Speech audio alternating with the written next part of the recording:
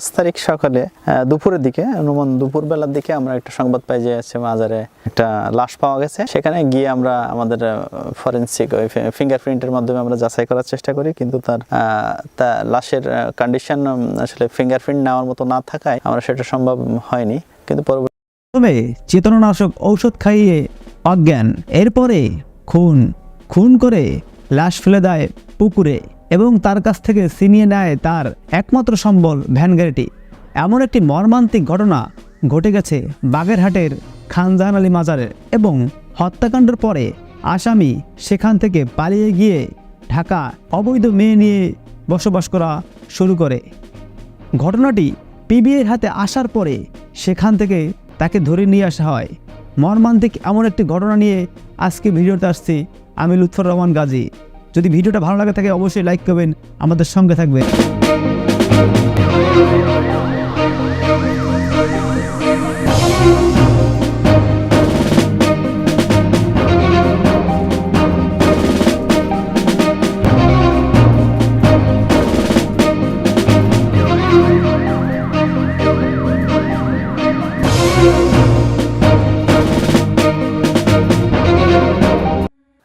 আমার দাদা রোজ ভ্যান চালাইতো, রোজ সকালবেলা বেরোতো, 7টা সাড়ে 7টায় বেরোতো, আবার 12টা সাড়ে 12টায় বাড়ি আসতো।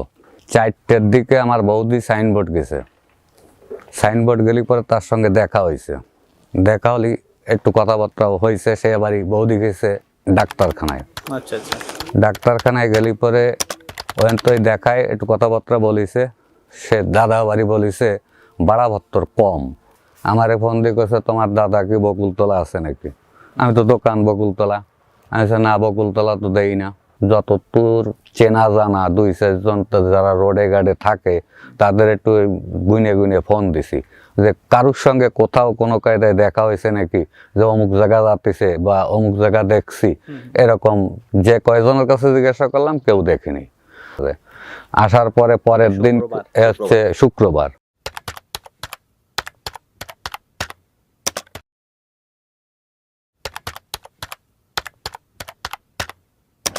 পাঁচ 12/2023 বেলা অনুমান 12টা 30 মিনিটের সময় হঠাৎ করেই পিবিআই অফিসে একটি খবর আসে। জানা হয় খানজাহান আলী মাজারের পুকুরে ভাসমান অবস্থায় একটি লাশ পাওয়া গিয়েছে। তৎক্ষণাৎ পুলিশ সুপার পিবিআই বাগেরহাট মহোদয়ের পক্ষ থেকে একটি ক্রাইম সিন টিম ঘটনাস্থল পরিদর্শনের জন্য পাঠানো হয়। পাশাপাশি উক্ত ঘটনার রহস্য উদ্ঘাটন করার জন্য পিবিআই টিমকে নির্দেশ করা হয়।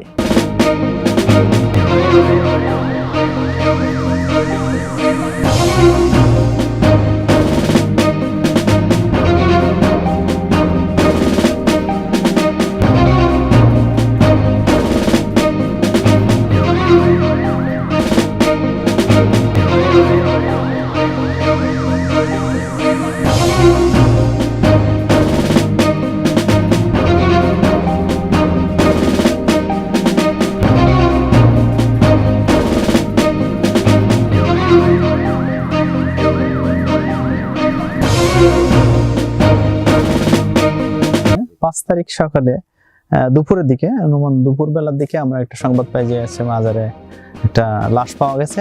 সেখানে গিয়ে আমরা আমাদের ফরেনসিক ফিঙ্গারপ্রিন্টের মাধ্যমে আমরা যাচাই করার চেষ্টা করি, কিন্তু তার লাশের কন্ডিশন আসলে ফিঙ্গারপ্রিন্ট নেওয়ার মতো না থাকায় আমরা সেটা সম্ভব হয়নি। কিন্তু পরবর্তীতে তাদের স্বজনদের দ্বারা আমরা জানতে পারি যে উনি হচ্ছে প্রহ্লাদ, তার ডাক নাম হচ্ছে ভোলা।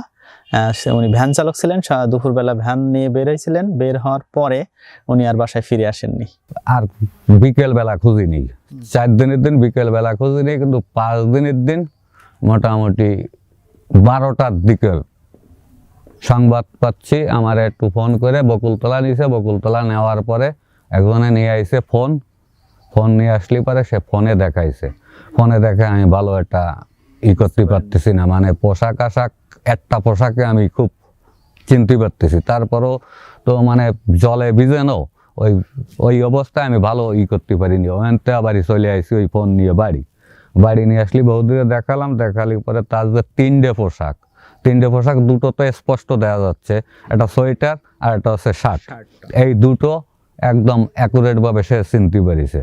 আর চিনতে পারার পরে তো ওই চিল্লি ওই সেই মুহূর্তে চলে গেলাম দরগায় যাওয়ার পরে আমি পুরোটাই খালি পোশাক আশাক না, তখন বাস্তব কথা যেটা আমি যেন মাথা ঠাতা পাঠা দেখে কিছু কিছু জিনিস আমার যেন মনে হতেছে যে এই তো আমার মানে দাদা। আসলে যেটা আমি ওখানে আরো বলতেছিলাম যে চেনা মানুষ যদি হয় তাহলে ওনাকে চিনতে পারবে, হ্যাঁ তাই না? কারণ আমি যদি 1 কিলোমিটার দূরেও থাকি, আপনি যদি আমার চেনা মানুষ হন, হ্যাঁ তাহলে আপনার আমার ওই হাঁটা দেখে আপনি বুঝতে পারবেন, হয়তো ফেস বা আমার দেখে বুঝতে পারতেন, এইটাই পোশাক সে সবসময় যে পরিচিত হবে তাও না, না কিন্তু এই হাঁটার যে ধরন টরন এটা দেখে আপনি আমাকে চিনতে পারবেন, হয় তাই না? আমি এই। এটা আরো বলতেছিলাম।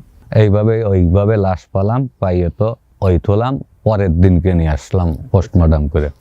তবে কি খুলে গেল সেই রহস্যের বেড়াজাল, এবং কেনই বা তাকে খুন করা হলো, কি কারণে তাকে খুন করা হলো, কি বা ছিল তার উদ্দেশ্য? বিস্তারিত জানতে চোখ রাখুন pbi.com।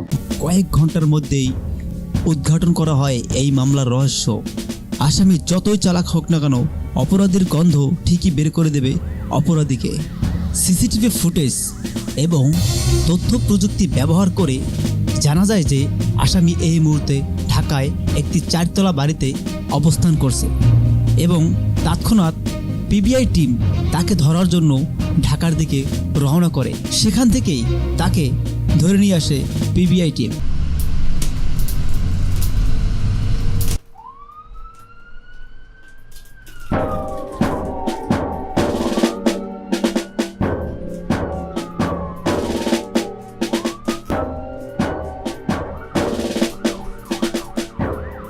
ফোনগুলো একটু নিয়ে ফোনগুলো ডেটা কেন? স্যার ফোনগুলো একটু নিতে হবে স্যার।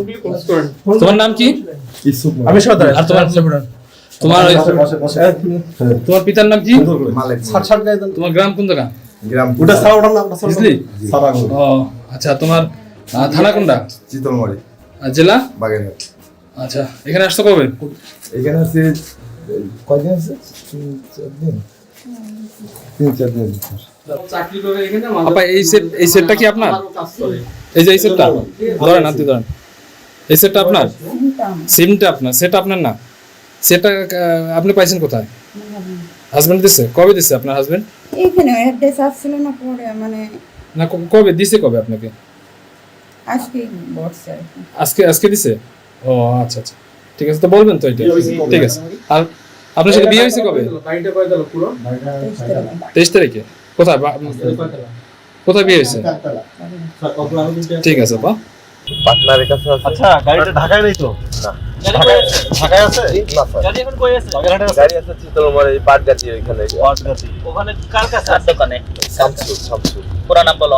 শামসুর, ওদের বাড়ি চিনি, ওদের পুরা নাম বলো। নাম বলো। ওর নাম শামসু হিসেবে আমি জানি স্যার। বাবা কি? ওদের বাবার নাম জানি না, আমার ওর একটা ভাই বিয়ে করছে আমাদের হিজলা। আচ্ছা, ওই হিসেবে কি চিনি। এই মামলার প্রধান আসামি মোহাম্মদ ইসুফের জবানবন্দি অনুযায়ী এই মামলার দ্বিতীয় আসামি মোহাম্মদ শামসুকে ধরার জন্য পিবিআই টিম এই মুহূর্তে চিতলমারি চিঙ্গুরে।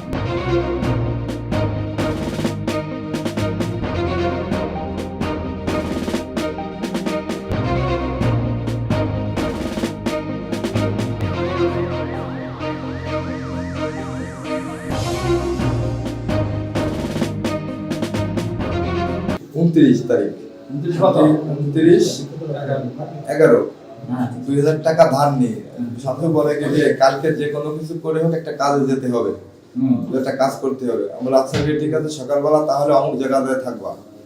সকালবেলা তার পরের দিন 10 ঘটিকা অনেক 10:30টার দিকে চিতলমারি আসার পরে আমি এক পাতা ঘুমের ট্যাবলেট নিই, আমি আর শামসু মিলে। কার ফার্মেসি থেকে? গাজী ফার্মেসি। কি ওষুধের নামটা কি? ওষুধের নাম হচ্ছে ডিসুপেন 2 এক পাতা ট্যাবলেট নিই, তারপর আরেকটা দোকান থেকে কয় টাকা দিয়ে জুস কিনি। কয় টাকা দিয়ে 120 টাকা দিয়ে। মিষ্টান্ন। একটা জুস কিনি, জুস কেনার পরে দুটোটা দিয়ে দিই শামসুর কাছে দিয়ে শামসু আমাকে ইশারা দিয়ে সামনে করতে বসে, আমি ইজি বাইকে উঠে একটা সিট রাখি শামসুর জন্য। শামসু সামনের দিক থেকে ওঠার পরে এই দুইটা ওষুধটা জুসের ভিতরে মিলাইয়া মিক্সড করে রাখার পরে আমরা বাগেরহাটের উদ্দেশ্যে আসি। বাগেরহাট নেমে স্ট্যান্ডে যাই, স্ট্যান্ডের থেকে 1টার দিকে বাগেরহাটে স্ট্যান্ড থেকে 1টার দিকে গাড়িতে উঠে সাইনবোর্ডের উদ্দেশ্যে রওনা করি। সাইনবোর্ডে যাওয়ার পরে শামসুকে নামায় দিয়ে আমি দোবককাঠি যাই। দোবককাঠি যে একটা ভ্যানালার সঙ্গে কথা বলে ঠিক না হওয়ার কারণে সে আসতে না হওয়ার চাইলে আমি ওইখানে সাইনবোর্ডে নেমে যাই। সাইনবোর্ডে নেমে কয়েকজনের কাছে বলি বাগেরহাটে আসার জন্য, তা 2-3 জনে রাজি হয়নি। না হওয়ার পরে আমাকে ইতিমধ্যে শামসু আমাকে ইশারা দিয়ে একটা গাড়ি দেখায় দেয়। আমি ওই গাড়িতে উঠে পরে ধরে বলতেছি কি ভাই কোন জায়গা যাবেন? মাজার গেট যাবেন ভাই, মাজার গেট চলে। তার সঙ্গে কথা বলে ঠিক করে নেওয়ার পরে কতক্ষণ পরে শামসু দেখে মাজার গেটে অপেক্ষায় আছে ওই জুসটা নিয়ে। অপেক্ষা থাকার ওকে দেখার পরে আমি নামে একটা দোকানে যে একটা ফ্রেশ জুস কিনি, একটা জুস কিনি, 2টা চিপস, 1 প্যাকেট ভাজা কিনি। কেনার পরে শামসুর কাছ থেকে ওই ভালো জুসটা দিয়ে ওই ঔষধ মিশ্রিত জুসটা নিয়ে আমি তাকে নিয়ে মাদারের সামনে যাইতে থাকি। সামনে যে বসে পড়ে দুজনে ভালো মন্দ 5টা কথা বলে খাওয়া দাওয়া করি। খাওয়া দাওয়া করার শেষেই আমি তাকে নিয়ে রওনা দিই দিঘির পাড়ে, সিঁড়িঘাট। তাকে খাওয়ার পরে সিঁড়িঘাট থেকে উঠে আমরা একটু বলে সামনের দিকে ঘুরে আসি, দিঘিটা সাইড পাশ দিয়ে একটু দেখি। একে ঘুরতে আসার পরে কতক্ষণ পর দেখা যায় যে সে উল্টো গাড়ি চালাচ্ছে। উল্টো কিরকম আর কি, মানে মাতাল টাইপের গাড়ি চালাচ্ছে। তখন আমি বললাম কি ভাই আমি একটু প্রসাব করবো, প্রসাব করার উদ্দেশ্যে দাঁড়াইছি। আর ওদিন নামেন, আমাকে ভাই নামিয়ে সিগারেট চালান। সে নামে যখন সিগারেট জ্বালাতে গেছে তখন ই করে না, তার সেন্স ঠিক রাখতে পারতেছে না, সে উল্টো এদিক ই করছে। তাই তখন কিরকম ভাবে পকেটে হাত দিছি, কিরকম ভাবে ই করতেছিল, এরকম কোন সেন্স ঠিক নাই, এদিক ওদিক পড়ে যাতে লাগতেছে। আমি এর ভিতরে ওই মোবাইলটা আর 70 টাকা ছিল সামনের পকেটে, ওনার কাছ থেকে উঠে নেওয়ার পরে মানে কি করতে পারে আর জানি না, আমি গাড়িটা নিয়ে চলে আসি। পরে শামসুর সাথে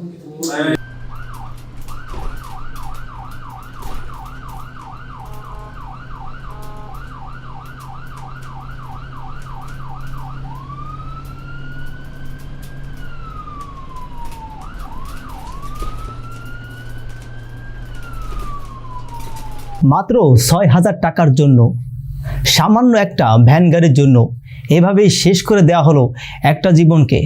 একটা জীবনের মূল্য কি মাত্র ৬,০০০ টাকা? একটা সংসার, একটা পরিবার শেষ হয়ে গেল মাত্র ৬,০০০ টাকার জন্য।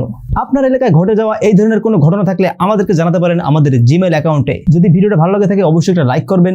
চ্যানেলে নতুন দর্শক হয়ে থাকলে সাবস্ক্রাইব করতে ভুল করবেন না। ভালো থাকবেন, সুস্থ থাকবেন, মন্দ কাজ থেকে বিরত থাকবেন। আসসালামু আলাইকুম।